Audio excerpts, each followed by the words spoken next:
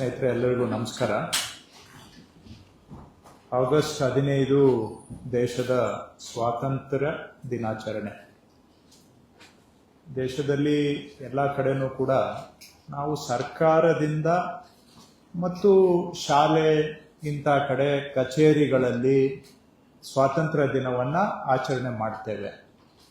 ಆದರೆ ಜನ ತಾವೇ ವಾಲಂಟಿಯರಿಲಿ ಈ ಸ್ವಾತಂತ್ರ್ಯ ದಿನವನ್ನು ಸಂಭ್ರಮಿಸುವಂಥದ್ದಾಗಲಿ ಅಥವಾ ಆಚರಣೆ ಮಾಡುವಂಥದ್ದಾಗಲಿ ಅಥವಾ ಇದು ದೇಶದ ಹುಟ್ಟುಹಬ್ಬ ಅನ್ನೋ ರೀತಿಯಲ್ಲಿ ನಾವು ಬೇರೆ ಹಬ್ಬ ಹರಿದಿನಗಳನ್ನು ಯಾವ ಥರ ಆಚರಣೆ ಮಾಡ್ತೀವಿ ಆ ರೀತಿಯಲ್ಲಿ ಜನಗಳೇ ಸ್ವಾತಂತ್ರ್ಯ ದಿನವನ್ನು ಸಂಭ್ರಮಾಚರಣೆ ಮಾಡುವಂತಹದ್ದು ಬಹಳ ಬಹಳ ಬಹಳ ವಿರಳ.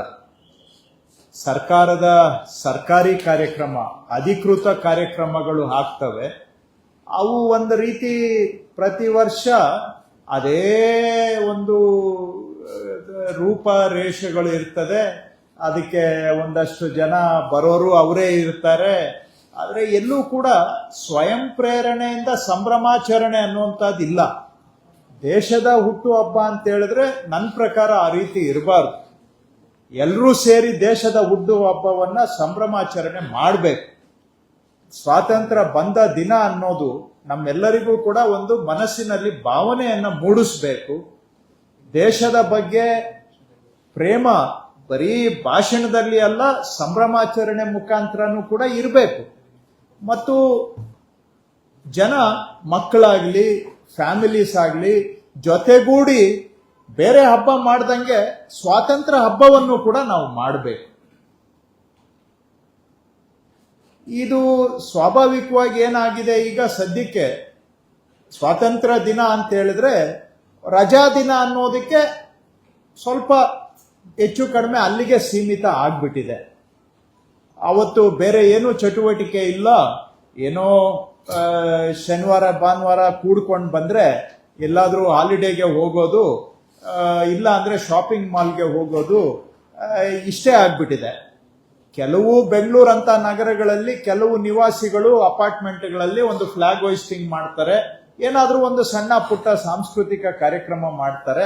ಆದರೆ ನಿಜವಾಗಿ ಇದು ನಮ್ಮ ದೇಶದ ಸ್ವಾತಂತ್ರ್ಯ ಬಂದ ದಿನ, ನಮ್ಮ ದೇಶದ ಹುಟ್ಟುಹಬ್ಬ, ನಾವೆಲ್ಲರಿಗೂ ನಮಗೆ ಸ್ವಾತಂತ್ರ್ಯ ಸಿಕ್ಕಿದ ದಿನ ಅನ್ನುವ ರೀತಿಯಲ್ಲಿ ಭಾವನಾತ್ಮಕವಾಗಿ ಸಾಂಸ್ಕೃತಿಕವಾಗಿ ಇದನ್ನ ಆಚರಣೆ ಮಾಡುವಂತಹದ್ದು ಬಹಳ ಕಡಿಮೆ.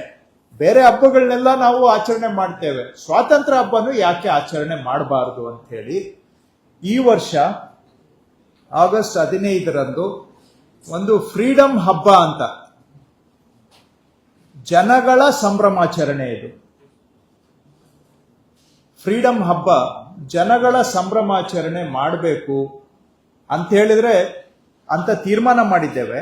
ಹಾಗಂತೇಳಿ ಸರ್ಕಾರನೇ ಇದನ್ನ ಮಾಡೋದಿಲ್ಲ. ಸರ್ಕಾರ ಜನ ಬಂದು ಸ್ವಾತಂತ್ರ್ಯ ಹಬ್ಬವನ್ನ ಸಂಭ್ರಮಾಚರಣೆ ಮಾಡಲಿಕ್ಕೆ ಒಂದು ಅವಕಾಶವನ್ನ ನಾವು ಮಾಡಿಕೊಡ್ತಾ ಇದ್ದೇವೆ. ಇದನ್ನ ಮಾನ್ಯ ಮುಖ್ಯಮಂತ್ರಿಗಳ ಹತ್ರ ಚರ್ಚೆ ಮಾಡಿದಾಗ ಮಾನ್ಯ ಮುಖ್ಯಮಂತ್ರಿಗಳು ಇದನ್ನ ಮಾಡಲೇಬೇಕು ನಾವು ಬೆಂಗಳೂರಿನಲ್ಲಿ, ಅದರಲ್ಲೂ ಕೂಡ ಇದನ್ನ ನಾವು ಆವತ್ತಿನ ದಿನ ವಿಧಾನಸೌಧದ ಸುತ್ತಮುತ್ತ ಪ್ರದೇಶವನ್ನ ಜನಗಳಿಗೆ ಮುಕ್ತವಾಗಿ ಸಂಭ್ರಮಾಚರಣೆಗೆ ಅವಕಾಶ ಮಾಡಿ ಕೊಡೋಣ ಅಂತ ಹೇಳಿ ವಿಧಾನಸೌಧದ ಮುಂಭಾಗದಲ್ಲೇ ಈ ಕಾರ್ಯಕ್ರಮ ಮಾಡೋಣ ಅಂತ ಮುಖ್ಯಮಂತ್ರಿಗಳು ಸಲಹೆಯನ್ನ ಕೊಟ್ಟಿದ್ದಾರೆ. ಸೊ ಅದರ ಹಿನ್ನೆಲೆಯಲ್ಲಿ ಈ ಆಗಸ್ಟ್ 15 ಫ್ರೀಡಮ್ ಹಬ್ಬ ವಿಧಾನಸೌಧದ ಮುಂಭಾಗದಲ್ಲಿ ಜನಗಳ ಹಬ್ಬವಾಗಿ ಸಂಭ್ರಮಿಸಬೇಕು, ಇದಕ್ಕೆ ಜನಗಳಿಗೆ ಅವಕಾಶವನ್ನ ಮಾಡಿಕೊಡ್ಬೇಕು ಅನ್ನುವಂಥದ್ದು ಇವತ್ತು ನಾನು ಎಲ್ಲ ಅಧಿಕಾರಿಗಳ ಸಭೆ ಮಾಡಿ ಎಲ್ಲ ಇಲಾಖೆಯವರನ್ನ ಒಂದುಗೂಡಿಸ್ಕೊಂಡು ನಾವಿವತ್ತು ತೀರ್ಮಾನವನ್ನ ಮಾಡಿದ್ದೇವೆ. ಇದು ಜನಗಳ ಹಬ್ಬ. ಸರ್ಕಾರದ ಕಾರ್ಯಕ್ರಮ, ಅಧಿಕೃತ ಕಾರ್ಯಕ್ರಮ ಪೆರೇಡ್ ಗ್ರೌಂಡ್ ಅಲ್ಲಿ ಆಗುತ್ತೆ. ಇದು ಬಂದು ಇಲ್ಲಿ ಏನಿದ್ರು ಸರ್ಕಾರ ಜನಗಳಿಗೆ ಅವಕಾಶ ಮಾಡಿಕೊಡ್ತಾ ಇದೆ, ಜನ ಬಂದು ಸಂಭ್ರಮಾಚರಣೆ ಮಾಡ್ತಕ್ಕಂತಹ ಒಂದು ಅವಕಾಶ ಇದು ಹಬ್ಬ. ಆ ರೀತಿಯಲ್ಲಿ ನಾವು ಮಾಡಿದ್ದೇವೆ. ಸೊ ಇದು ಮುಖ್ಯವಾಗಿ ನಮ್ದು ಬೆಂಗಳೂರು ನಲ್ಲಿ ಒಂದು ಸ್ವಾತಂತ್ರ್ಯ ಹಬ್ಬ, ಫ್ರೀಡಮ್ ಹಬ್ಬ ಆಗ್ಬೇಕು ಅನ್ನೋದು ಒಂದ್ ಕಡೆ. ಆದ್ರೆ ಅದು ಯಾವ ತರ ಇರಬೇಕು?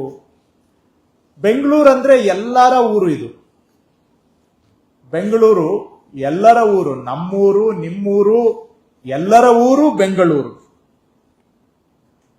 ಇಲ್ಲಿ ಕರ್ನಾಟಕದ ನಾನಾ ಭಾಗಗಳಿಂದ ಜನ ಬಂದು ನೆಲೆಸ್ತಾ ಇದ್ದಾರೆ. ಅವರೆಲ್ಲರೂ ನಮ್ಮವರೇ, ಅವರೆಲ್ಲರೂ ನಮ್ಮವರೇ. ದೇಶದ ಬೇರೆ ಬೇರೆ ಭಾಗಗಳಿಂದ ಬಂದು ಇಲ್ಲಿ ನೆಲೆಸಿದ್ದಾರೆ. ಅವರೆಲ್ಲರೂ ಕೂಡ ನಮ್ಮವರೇ. ಇಲ್ಲಿ ಬೆಂಗಳೂರಿನಲ್ಲಿ ವಾಸ ಮಾಡ್ತಕ್ಕಂಥವ್ರೆಲ್ಲರೂ ನಮ್ಮವರೇ. ಅವರೆಲ್ಲರನ್ನ ಒಳಗೊಂಡಂತಹ ಹಬ್ಬ ಆಗ್ಬೇಕು ಇದು ಅನ್ನೋದು ಕೂಡ ನಮ್ಮ ಮತ್ತೊಂದು ಉದ್ದೇಶ ಇದರಲ್ಲಿ. ಸೊ ಆ ಕಾರಣದಿಂದ ಒಂದು ದಿನದ ಕಾರ್ಯಕ್ರಮವನ್ನ ನಾವು ರೂಪಿಸಿದ್ದೇವೆ. ಇದರಲ್ಲಿ ಮುಖ್ಯವಾಗಿ ಕೆಲವು ಏನೇನು ಇರುತ್ತೆ ಅವತ್ತು ಅಂತ ತಮ್ಮ ಜೊತೆಗೆ ಹಂಚ್ಕೊಳ್ಳಿಕ್ಕೆ ಬಯಸ್ತೇನೆ. ಕಾರ್ಯಕ್ರಮ 11 ಗಂಟೆಯಿಂದ ರಾತ್ರಿ 10 ಗಂಟೆವರೆಗೂ ಇರುತ್ತೆ. 11ಕ್ಕೆ ಮೊದಲು ಪೆರೇಡ್ ಗ್ರೌಂಡ್ ಅಲ್ಲಿ ಸರ್ಕಾರದ ಅಧಿಕೃತ ಕಾರ್ಯಕ್ರಮ ಇರುತ್ತೆ. 11 ಗಂಟೆ ನಂತರ ಸಾರ್ವಜನಿಕರ ಫ್ರೀಡಂ ಹಬ್ಬ ಕಾರ್ಯಕ್ರಮ ವಿಧಾನಸೌಧದ ಮುಂಭಾಗದಲ್ಲಿ ಇರುತ್ತೆ.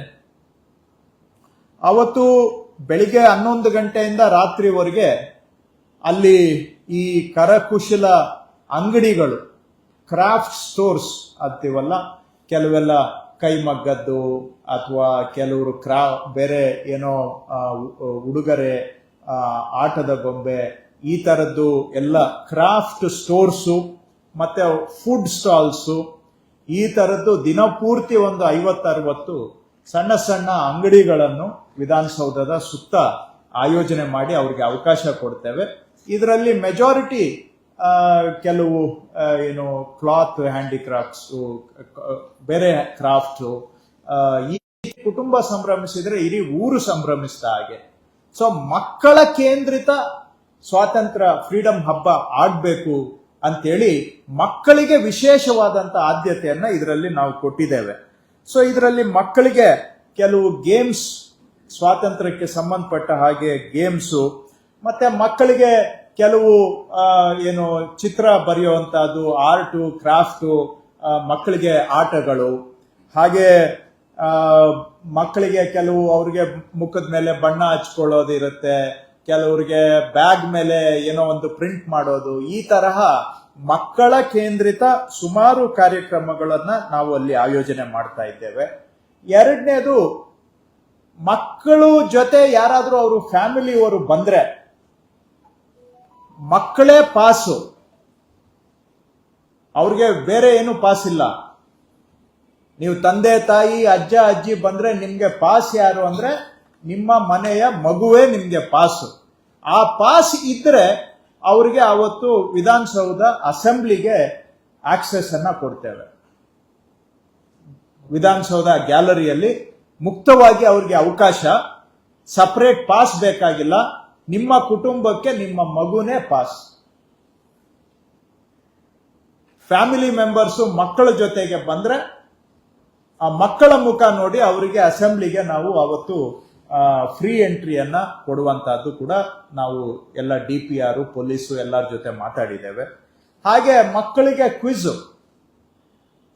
ಅಂದ್ರೆ ಇದು ನಡೆದಾಡುವ ಮಾತಾಡುವ ಕ್ವಿಜ್. ಇದು ಈಗ ಗಾಂಧೀಜಿ ವೇಷದಲ್ಲಿ, ಸುಭಾಷ್ ಚಂದ್ರ ಬೋಸ್ ವೇಷದಲ್ಲಿ, ಭಗತ್ ಸಿಂಗ್ ವೇಷದಲ್ಲಿ, ಈ ರೀತಿಯಾಗಿ ಸ್ವಾತಂತ್ರ್ಯ ಹೋರಾಟಗಾರರ ವೇಷದಲ್ಲಿ ಇರ್ತಕ್ಕಂತಹ ವ್ಯಕ್ತಿಗಳು ಮಕ್ಕಳನ್ನ ಹೋಗಿ ಕೆಲವು ರಸಪ್ರಶ್ನೆ ಕ್ವಿಜ್ ಮಾಡ್ತಾರೆ. ಅದರಲ್ಲಿ ಯಾರು ಮಕ್ಕಳು ಒಳ್ಳೆ ಉತ್ತರ ಕೊಡ್ತಾರೆ ಅವರಿಗೆ ಪ್ರೈಸಸ್ ಅನ್ನ ಕೊಡುವಂತಹದ್ದು ಇದು ವಾಕಿಂಗ್ ಟಾಕಿಂಗ್ ಕ್ವಿಜ್. ಆ ರೀತಿಯಾಗಿ ಕೆಲವೆಲ್ಲ ಮಕ್ಕಳ ಕೇಂದ್ರಿತ ಕಾರ್ಯಕ್ರಮಗಳನ್ನ ಹೆಚ್ಚಾಗಿ ಆಯೋಜನೆ ಮಾಡಿದ್ದೇವೆ.